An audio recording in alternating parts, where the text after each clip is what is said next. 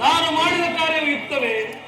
ಚಿಂತೆಗೆ ಕುರುರಾಜ ಜಯಕೃತ ಕುಮಾರವಾದಿಗಳ ಸೈನ್ಯ ಸಮೇತರನ್ನು ಗುಂಪನು ಸಮಾಚಾರ ತಂದವಲ್ಲವೇ? ನಾನು ಅದಕ್ಕಾಗಿ ಚಿಂತಿಸುತ್ತಿಲ್ಲ ಶಕುನಿ.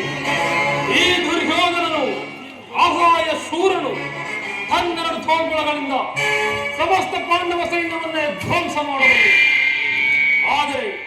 ಆದರೆ ಈ ಜ್ಞಾತಿ ಹಿಂಸೆ ಸಂಯುತ ಕಲಹ ಉಚಿತವೇ? ಆ ದಿನ ನಾನು ದ್ವಾರಕೆಗೆ ಹೋದಾಗ ಯುದ್ಧವು ಅಧರ್ಮವೆಂದು ಕೃಷ್ಣನು ಎಷ್ಟೋ ವಿಧವಾಗಿ ಹೇಳಿದನು. ಆದರೆ ಅಭಿಮಾನದಿಂದ ನಾನವನ ಮಾತುಗಳನ್ನು ತಿರಸ್ಕರಿಸಿದನು.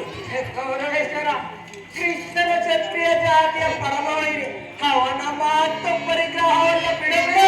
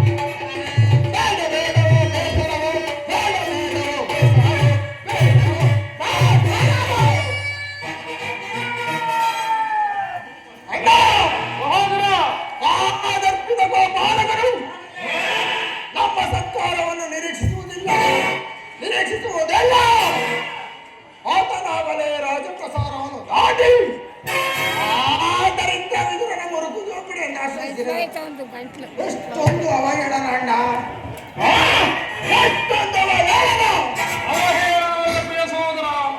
ಯದುಪತಿಯು ಭಕ್ತ ಪರಾಧೀನರು ಇರಬಹುದು. ವಿದುರಂತ ಭಕ್ತರು ಆತನಿಗೆ ಮತ್ತೆ ಯಾರಿವರು ಈ ದಿನ ಅವನ ಸತ್ಕಾರವನ್ನು ಸ್ವೀಕರಿಸಿ ನಾಳೆ ನಮ್ಮ ಮಂದಿರಕ್ಕೆ ಮುಂದೆ ಬರುವನು. ನೀನು ಚಿಂತಿಸಬೇಡ ಸಹೋದರ, ಹೋಗು ಅದೇ ಸತ್ಕಾರಕ್ಕೆ ಸಿದ್ಧನಾಗು. ಸಹೋದರ ಸರ್ಕಾರ ನನಗಾಪದು, ನನಗಾಪದು, ನನಗಾಪದು.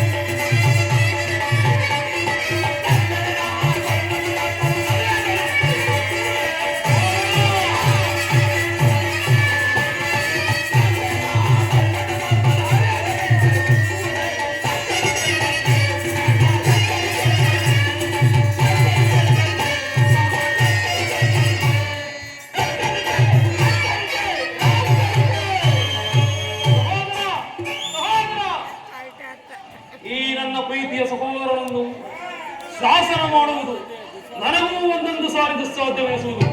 ನೋಡಿದೆ ನನ್ನ ತಮ್ಮನ ಕ್ರೋಧಾಗ್ನಿ ಸ್ವರೂಪವನ್ನು ಮದಗಜಗಳೆಷ್ಟೇ ಇದ್ದರೂ ಈ ಸಿಂಹಕ್ಕೆ ಸಿರಿಸಾಟೆಯಾಗವಲ್ಲವೇ? ಅದಿರಲಿ ಮಾವ, ಕೃಷ್ಣನ ಸಂಧಾನಕ್ಕೆ ಸಂಬಂಧಿಸಲಿ ಅಥವಾ ದುರ್ಯೋಧನ ಮಾವ ಕೃಷ್ಣನ ಶಾಂತಿಗಾಗಿ ಇಲ್ಲಿ ಬಂದವರಲ್ಲ. ಹಾಗಿದ್ದರೆ ಈ ಸಾರ್ವಭೌಮರ ವೈಭವವನ್ನು ತೃಣೀಕರಿಸಿ ಆ ದಾಸಿ ಪುತ್ರ ಮುಖದೇವರಿ ನಾಶಿಸುತ್ತಿದ್ದಾನೆ. ಪ್ರಾರಂಭದಲ್ಲೇ ಸಹಿಸಲಾಗದ ಅಪಮಾನ, ಭಕ್ತಿ ವೈರಾಗ್ಯಗಳ ನೆಪದಿಂದ ವಂಚಿತರಾಗಿ ನೀನು ಈ ಅಪಮಾನವನ್ನು ಹೇಗೆ ಸಹಿಸಿಕೊಳ್ಳುವೆಯೋ ಏನೋ. ಮಾವ, ಕೃಷ್ಣನ ನಿನಗೆ ಯಾಕೆ ಇಷ್ಟೊಂದು ದ್ವೇಷ? ಹೇಗೆಂದರೆ ಅವನು ಕ್ಷತ್ರಿಯ ಜಾತಿಯ ಕಾಕ ಸ್ವರೂಪನು. ಭರತ ವರ್ಷದಲ್ಲಿ ಕ್ಷತ್ರಿಯರನ್ನು ನಿರ್ಮೂಲನ ಮಾಡಲೆಂದೇ ಅವನು ಅವತರಿಸಿದನು. ಯಾರು ಅವನ ವೈರಾಗ್ಯ ಪ್ರದರ್ಶನಕ್ಕೆ ಮರಳಾಗಿ ಭಗವಂತನೆಂದು ಪೂಜಿಸುವರೋ ಅವರನ್ನು ಪರಮೇಶ್ವರ, ಕಂಸ, ಜರಾಸಂಧ, ಶಿಶುಪಾಲಾದಿಗಳು ನಿನಗೆ ಎಂತಹ ಮಿತ್ರರಾಗಿದ್ದರೆ ಹೌದೌದು ಮಾವ, ಕಾರಣವಿಲ್ಲದೆ ಅವರನ್ನು ಸಂಹರಿಸಿದರು. ವಿಜಾಶಕುನಿ ಕಂಸನನ್ನು ಒಲಿಸಿ ಕರುಳು ಮರುಳೂತನಾದ ಉಗ್ರಸೇನನ್ನು ನೆಪ ಮಾತ್ರಕ್ಕೆ ಸಿಂಹಾಸನದ ಮೇಲೆ ಕೂರಿಸಿ ಸೋದರರನ್ನು ಸುರಪಾನ ಪ್ರಮೋದರನ್ನಾಗಿ ಮಾಡಿ ರಾಜಲಕ್ಷ್ಮಿಯನ್ನು ತಾನೇ ವಶಪಡಿಸಿಕೊಂಡವನು ಕೌರವೇಶ್ವರ. ಇಂಥವನಿಗೆ ಮನ್ನಣೆಯ ಮಾವ, ಆಗ ನನ್ನನ್ನು ನೇಕಿದವರೆಗೆ ಕಳಿಸಿದೆ. ಆ ನನ್ನ ಗೋಪಾಲನ ಭಾಗದಲ್ಲಿ ಕುಂತು ಸಹಾಯ ಬೇಡುವುದು ಈ ದುರ್ಯೋಧನಿಗೆ ಉಚಿತವಾದ ಕಾರ್ಯವೇ? ಅದಕ್ಕೊಂದು ಉದ್ದೇಶ ಇತ್ತು ಕೌರವೇಶ್ವರ. ಏನ ಉದ್ದೇಶ ಮಾವ? ಕಾಳ ಸರ್ಪದಿಂದ ಹಳ್ಳಕ್ಕೆ ಇದ್ದು ಬಳಿಗಾದರೊಡನೆ ಸರಸ ಮಾಡಬಾರದೆ. ಭಲೇ ಮಾವ, ನಿನಗೆ ಕೃಷ್ಣನಿಗಿಂತ ಯಾದವ ವಿಜಯೋನ್ಮತ್ತವಾದ ಸೈನ್ಯವು ಬಹಳ ಅವಶ್ಯಕವಾಯಿತು. ಕೃಷ್ಣನು ಒಂದು ವೇಳೆ ನಿನ್ನ ಪಕ್ಷ ವಹಿಸಿದರೆ, ಕೃಷ್ಣ ನನಗೆ ನೀನು ಬೇಡ, ನಿನ್ನ ಸೈನ್ಯವೇ ಸಾಕೆಂದು ಸ್ಪಷ್ಟವಾಗಿ ಹೇಳಬಹುದಾಯ್ತು. ಅರ್ಜುನನು ನಿನ್ನಂತಹ ಸಂಕಟದಿಂದ ಪಾರು ಮಾಡಿದನು ಕೌರವೇಶ್ವರ. ಮಾವ, ಕೃಷ್ಣನು ನೀನೇಳುವಂತಹ ವಂಚಕ ಎನ್ನಬಹುದು. ಆದರೆ ಅವನ ಮೇಲಿನ ದ್ವೇಷದಿಂದ ಪಾಪ ಬಡ ಪಾಂಡವರನ್ನು ಹಿಂಸಿಸಬೇಕಾಗುವುದಲ್ಲವೇ? ಇಲ್ಲ ಇಲ್ಲ ದುರ್ಯೋಧನ, ಪಾಂಡವರನ್ನು ಕೃಷ್ಣನಿಂದ ಬೇರೆ ಮಾಡಲು ಏಕೆ ಆಗದು?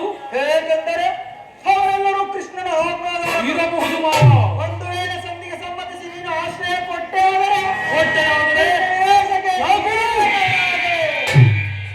ಅಲ್ಲವಯ್ಯ, ಪಗಡೆ ಆಟದಲ್ಲಿ ಸೋತಾಗಲೇ ಅವರಿಗೆ ರಾಜ್ಯದ ಮೇಲಿದ್ದ ಹಕ್ಕು ನಷ್ಟವಾಯಿತು.